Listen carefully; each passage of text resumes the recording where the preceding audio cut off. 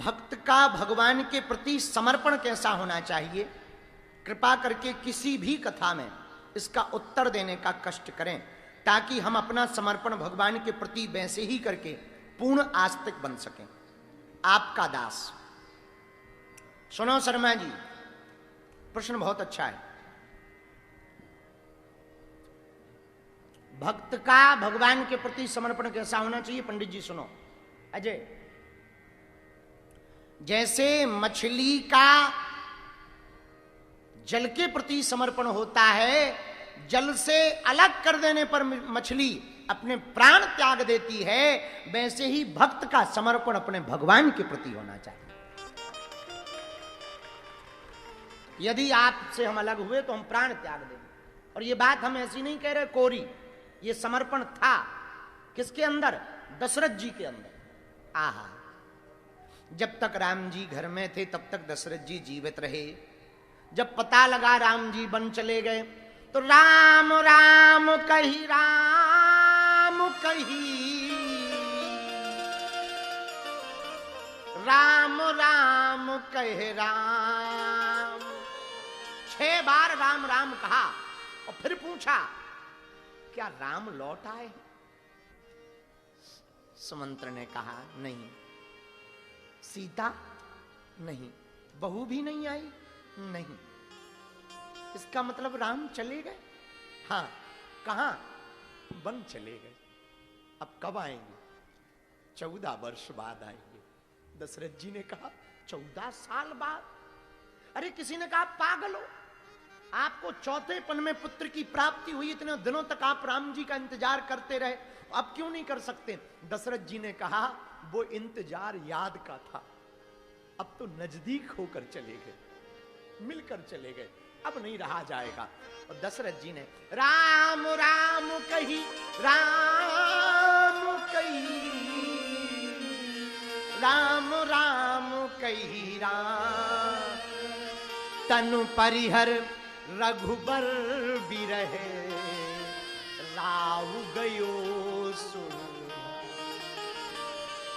दशरथ जी राम जी को ना देखकर अपने प्राणों को त्याग देते हैं। मेरे प्रिय जनों, मेरे प्रिय श्रोताओं, भक्ति ऐसी होनी चाहिए। राम थोड़ा दूर क्या हुए, प्राण ही त्याग दिए।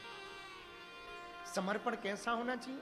शर्मा जी तुमने पूछा, कभी मछली को देखना, मछली जल से अलग होती है, प्राण त्याग देती है। हमें पता नहीं, पर कल हमने एक मछली खाने वाले को बुलाया था, हाँ, इसी उत्तर को पाने के लिए। सुबह ही हमने उनको पूछा तुम मछली खाते हो? तो बोले पहले खाते थे, अब बंद कर दी जब से आपसे जुड़े। तो हमने कहा बताओ मछली को मारते कैसे हो, कैसे खाते हो, क्या होता है? उसने बड़ा अजीब और गरीब जवाब दिया।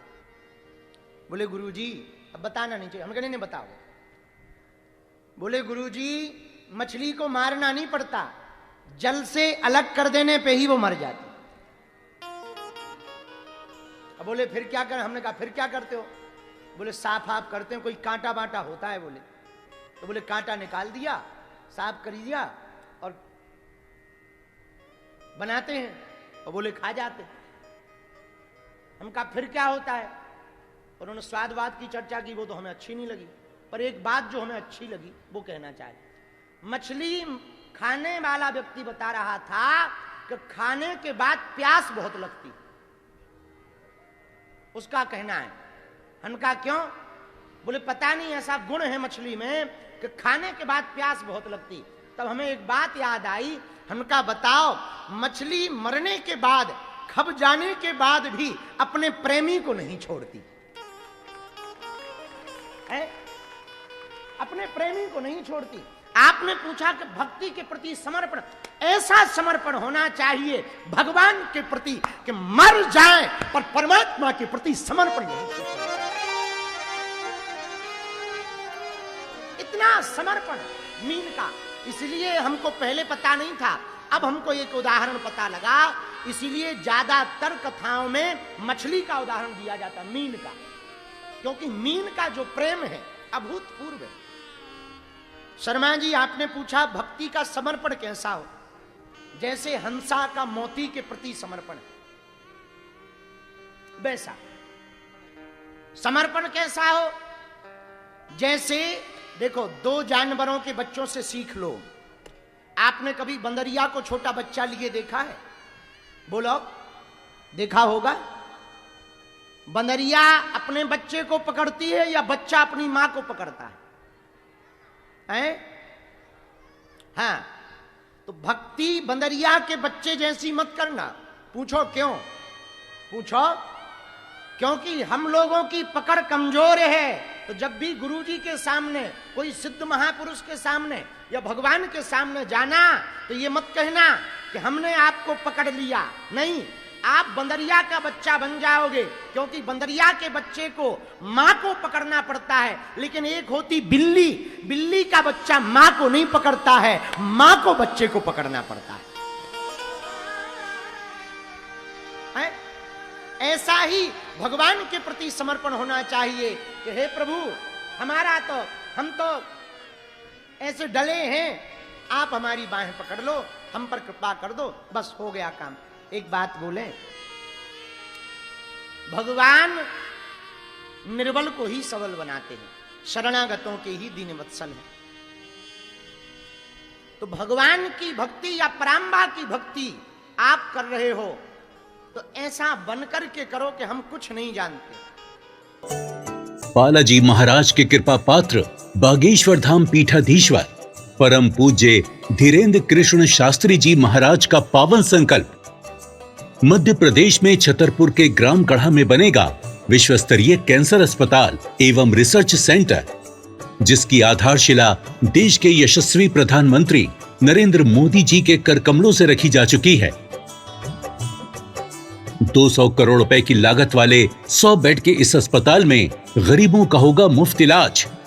ये बहुत बड़ा अवसर है, बहुत बड़ा काम है। संकल्प बड़ा हो, संतों के आशीर्वाद हो, प्रभु की कृपा हो, तो समय सीमा में सब पूर्ण होता है।